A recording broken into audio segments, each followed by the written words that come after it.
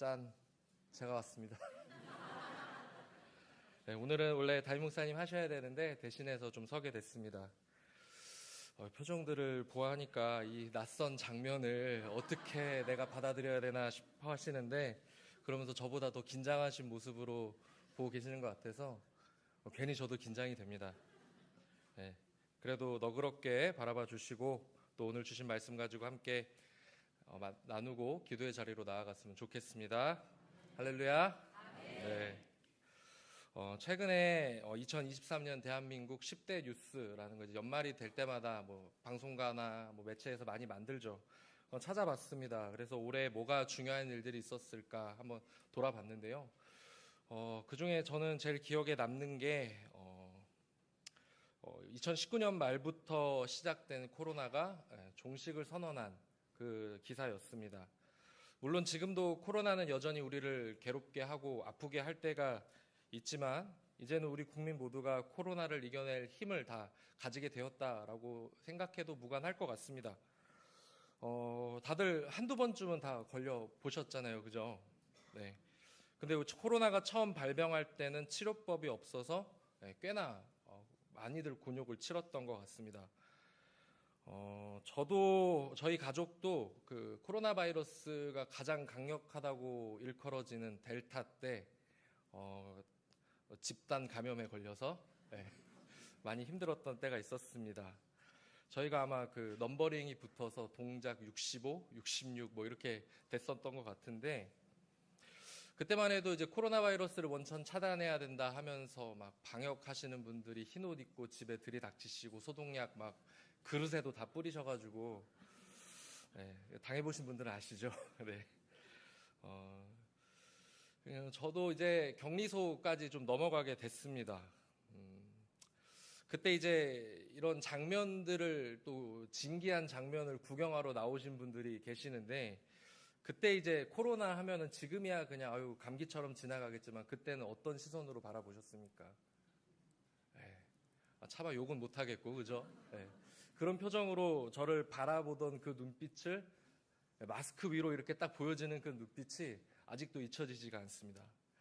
그때는 그랬죠. 지금이야 걸려도 다들 그러려니 하지만 그때는 끔찍한 참사와도 같았습니다.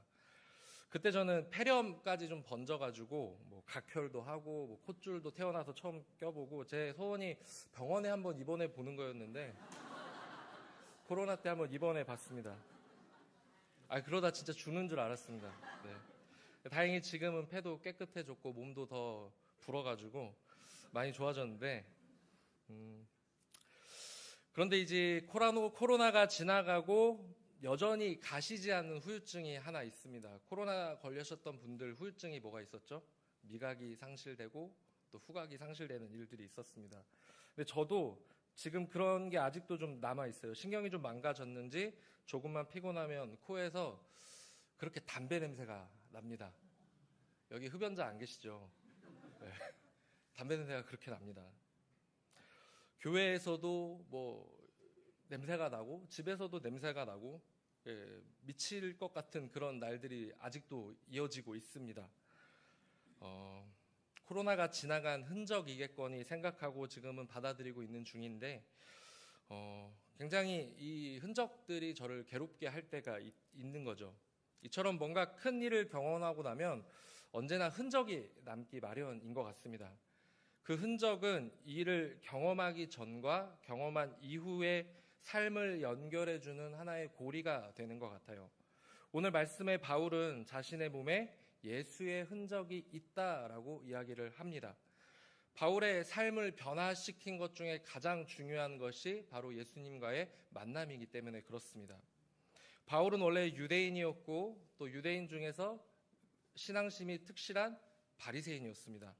그는 자기 종교에 대한 열심이 남달라서 아무도 시키지도 않았는데 스스로 교회를 박해하는 자를 자처하면서 그렇게 살아가기를 원했던 사람입니다. 하지만 그는 예수님을 믿는 자들을 잡으러 가던 그 길에 부활하신 예수 그리스도를 만났습니다.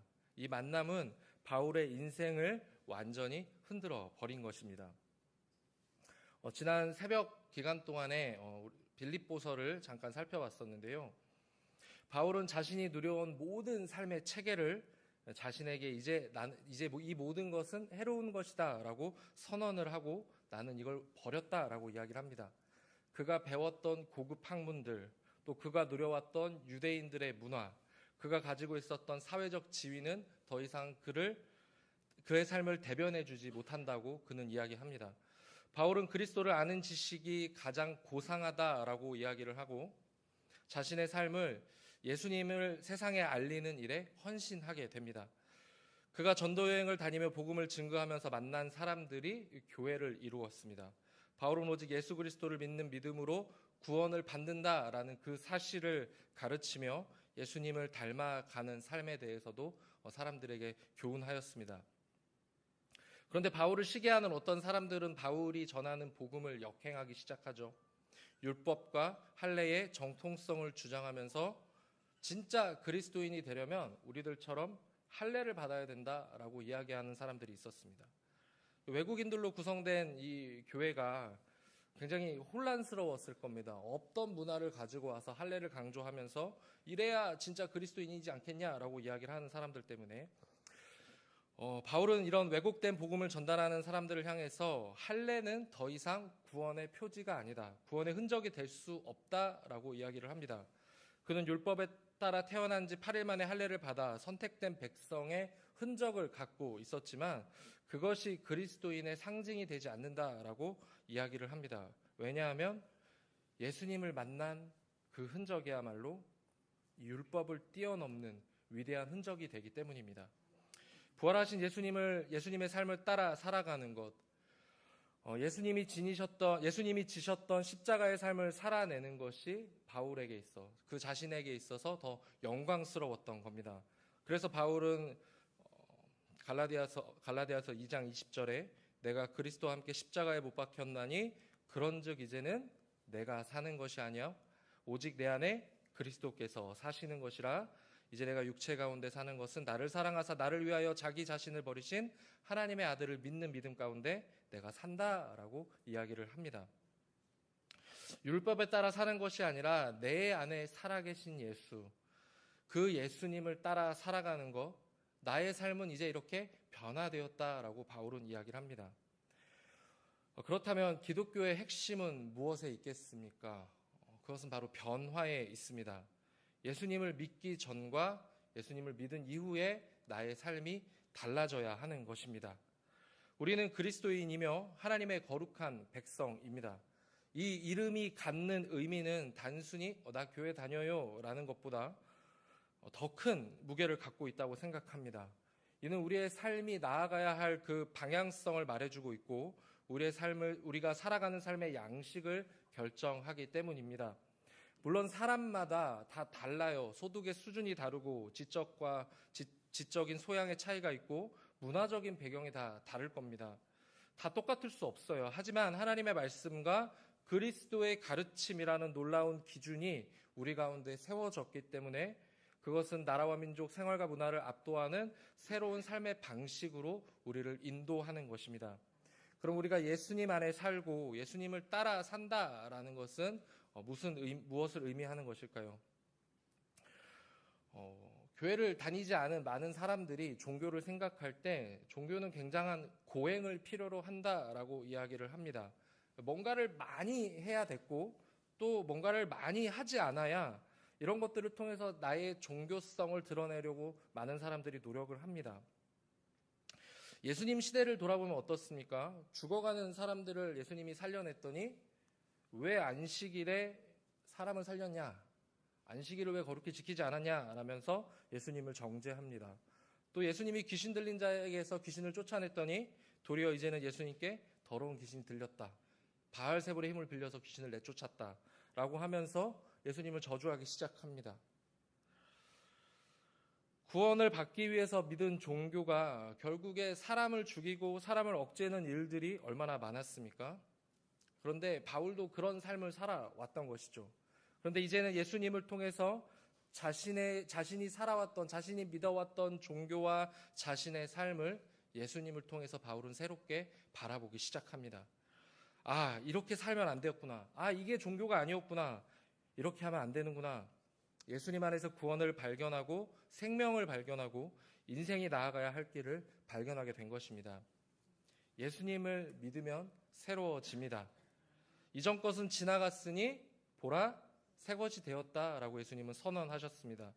지금까지 내가 배워왔고 내가 경험했고 내게 너무나도 익숙했던 방식은 이제 더 이상 예수 안에서 쓸모가 없게 되었습니다. 우리는 그동안 세상을 바라보며 사람을 대하던 삶의 태도를 이제는 우리는 멈춰 설 때가 되었습니다.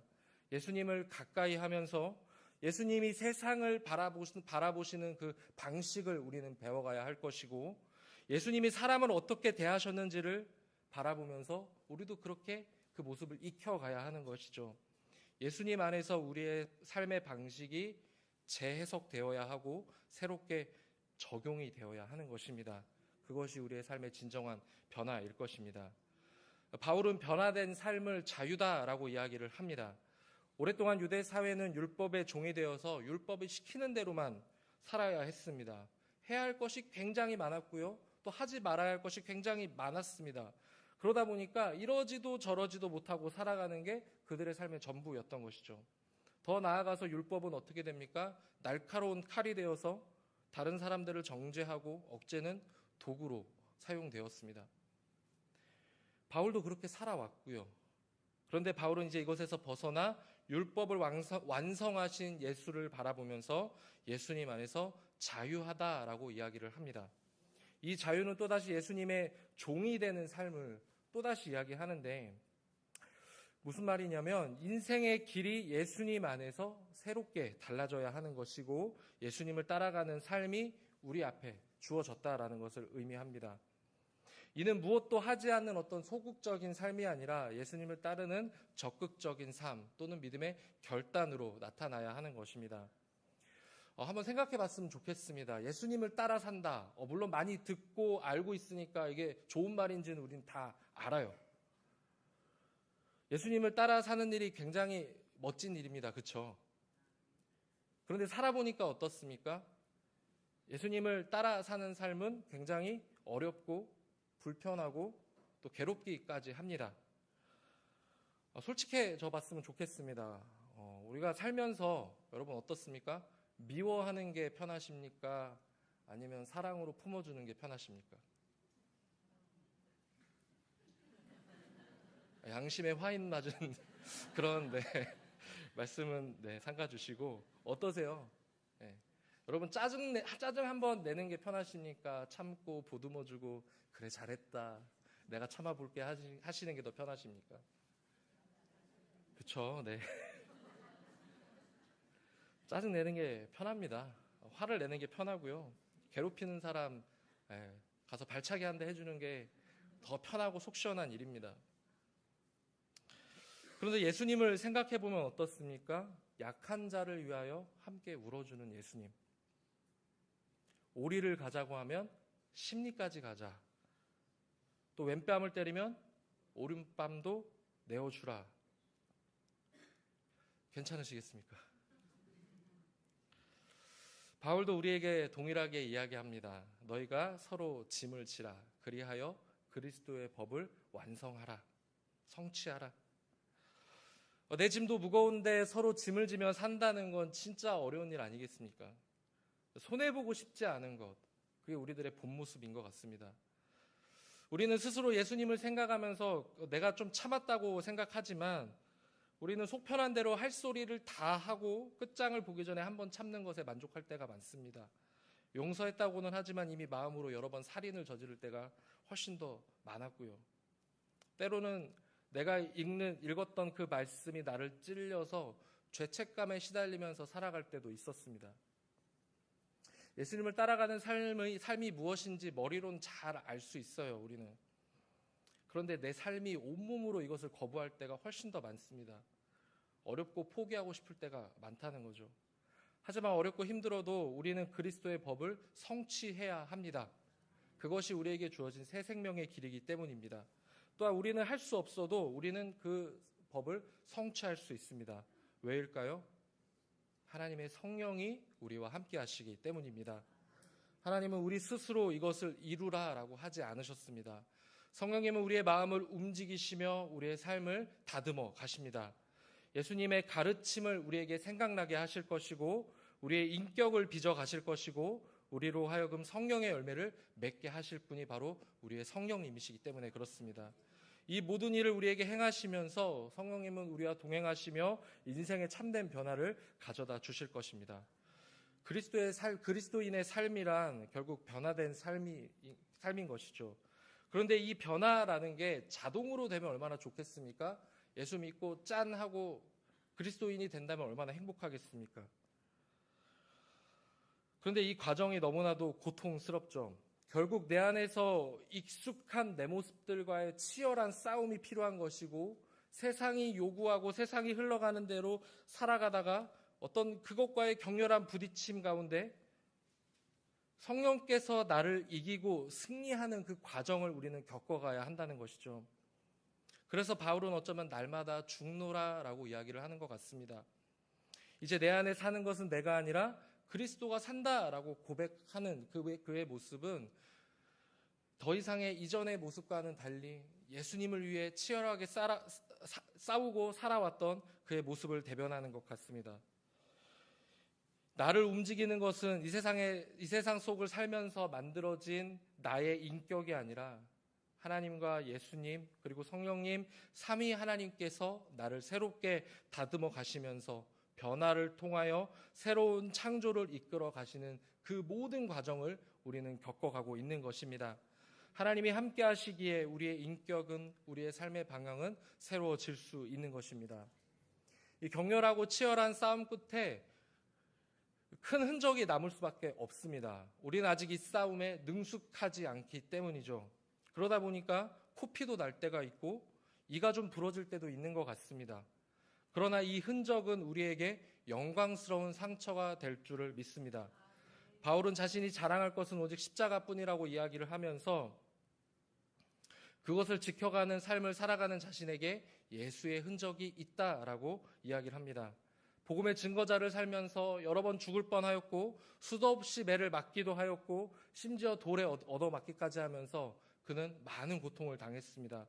그로 인해 몸에 난 생채기를 그는 전혀 부끄러워하지 않고 이것을 예수의 십자가의 흔적과 동일시하게 됩니다. 바울은 이 흔적들을 자랑하는데요. 제가 예전에 친구들하고 오락하는 장소에 가서 있다 보니까 그 오락실에 예전에는 이렇게 무서운 분들이 좀 많이 계셨습니다. 그래서 저도 이제 어릴 때는 인상도 많이 좀 사납고 또 빡빡이로 다니다 보니까 시비가 한번 걸려오더라고요. 그러면서 이제 배에 난 그 칼자국을 저에게 보여주시면서 까불지 마라. 그래서 죄송합니다 하고 이제 피했던 적이 있는데 그분들은 뭘 자랑합니까? 나 이런 사람이야? 알아서 기어 하면서 그 흔적들을 자랑합니다. 그런데 바울은 그렇게 자신의 흔적을 자랑하지 않았습니다. 오히려 이 흔적들을 바라보면서 나는 예수님 안에서 새롭게 태어난 새로운 피조물이다. 나는 예수님 안에 자유함을 얻었다. 나는 이제 예수님의 종이다. 나는 예수님을 따라 살아가는 사람이다라는 것을 되새기며 확인하는 도구가 되었습니다. 겉으로만 보여지는 기독교 종교인, 교회만 다니는 그런 사람이 아니라 정말로 자신의 삶에 예수님이 살아가시도록 자신을 내어주는 참된 변화의 삶을 바울은 살아왔고 우리에게 그런 삶을 제시하고 있는 것입니다. 벌써 12월이 다 갔습니다. 시간이 정말 빠르게 지나가는 것 같아요. 제가 온 지 또 한 달이 되어버렸네요. 네. 또 다음에 보면 1년 됐다고 하겠죠. 12월이 참 두렵습니다. 한 해를 결산해야 되는 날이고 또 새로운 한 해를 준비해야 되는 그런 시간이기 때문입니다. 새로운 한 해를 맞이해야 하는 이때에 바쁘고 굉장히 분주하시죠. 오늘 또 하루 종일 굉장히 바쁘셨으리라 생각합니다. 그런데 이런 분주한 틈을 타서 우리는 잠깐 멈추어 서서 우리의 지난 날들을 돌아보면 어떨까요? 2023년 우리의 신앙엔 예수 그리스도를 닮은 흔적이 있으십니까? 세상과 신앙 사이의 긴장, 또 시대를 살아내야 하는 이 삶의 치열함 속에 세상과 신앙 사이의 긴장을 통해서 우리는 살아가고 있습니다. 그 가운데서 우리는 예수님의 이름을 가지고 살아간다라는 게 멋진 훈장처럼 보이지만 때로는 괴로운 상처가 될 때가 있습니다. 한편으로 기도해도 응답이 없을 때가 많고 더 이상 이 시대 속에 기독교 신앙이 갖는 그 의미와 가치가 사라져가는 그 틈에 우리도 고민할 때가 있을 것 같습니다. 정말 이게 맞는가? 정말 난 이렇게 살아도 괜찮은가? 그러나 우리 하나님은 살아계시고 지금도 역사하고 계신 줄 믿습니다. 우리 구주 예수님은 하늘 보좌 위에서 우리를 위하여 중보하고 계십니다. 성령 하나님은 우리를 위하여 말할 수 없는 탄식으로 우리를 위로하시며 우리 곁에서 우리를 응원하고 계시는 줄 믿습니다. 나는 할 수 없다 하는 그때에 하나님은 우리 안에서 일하고 계십니다. 그렇기 때문에 우리는 변화될 수 있습니다. 예수님 때문에 손해보고 예수님 때문에 상처받는 일들을 두렵지만 두려워하지 않기를 축복합니다. 그 상처가 우리 안에서 예수님이 살아계시다는 그런 영광스러운 흔적이 될 것이기 때문입니다. 우리의 삶에 나타난 그리스도의 흔적은 사랑과 자비와 인내를 통하여서 나타나는 인격의 변화 또한 삶의 변화를 우리에게 가져다 줄 것입니다. 하나님의 성령이 우리와 함께 하시면 그 영광스러운 상처와 흔적들이 나를 살릴 것이고 또 우리 명문교회를 새롭게 할 것이고 이 세상의 빛을 드러내는 영광스러운 능력이 될 줄 믿습니다. 2023년 우리는 더욱더 그리스도인, 그 이름에 부끄럽지 않은 사람이 되기를 축복합니다. 예수님을 따라 살며 나타나는 놀라운 신앙의 흔적들이 사랑하는 우리 명문교회 성도님들의 삶 가운데 나타나시기를 예수님의 이름으로 축복합니다. 이제 우리 하나님의 일하심을 기대하면서 또 성령의 도우심을 구하면서 예수님을 닮아가는 삶이 되게 하옵소서 함께 찬양하면 좋겠습니다. 예수뿐이네 함께 믿음으로 고백했으면 좋겠습니다.